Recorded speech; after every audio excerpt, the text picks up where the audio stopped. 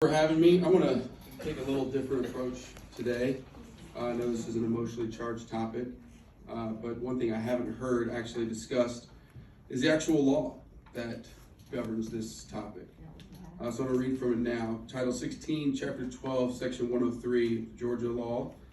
It shall be unlawful for any person knowingly to sell or loan for monetary consideration or otherwise furnish or disseminate to a minor any picture, photograph, drawing, sculpture, motion picture film, or similar visual representation or image of a person or portion of the human body which depicts sexual explicit nudity, sexual content, or sadomasochistic abuse and which is harmful to minors, or any book, pamphlet, magazine, printed matter, however reproduced, or sound recording which contains any matter enumerated in paragraph 1 of this section, or explicit and detailed verbal descriptions or narrative accounts of sexual excitement, sexual conduct, or sadomasochistic, that's a hard word to read, abuse, and which taken as a whole is harmful to minors.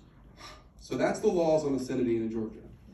Now, in 1984, because the internet wasn't readily available, it was hard for librarians to actually keep these things out. So they wrote in this clause, and this provision of code section 1612-103 shall not apply to any public library operated by the state or any of its political subdivisions, nor to any library operated as a part of any school, college, or university. So that is bad law. Mm-hmm. That is law from 1984 that should not be dictating decisions made today. Yep.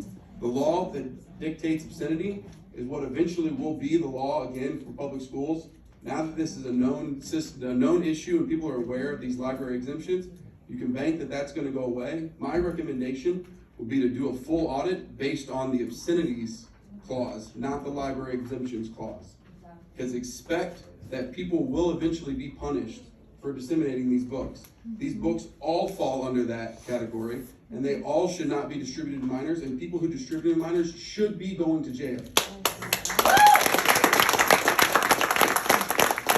I know that this law, written in 1984, created complacency in the library system. I don't blame you for 30 years worth of complacency in the library system. What I do ask is that moving forward, you be aware of where the law is headed, and just because there's an exemption written in the law doesn't mean you have to take advantage of it. Yep. You can still follow the law as written without the exemption. Thank you.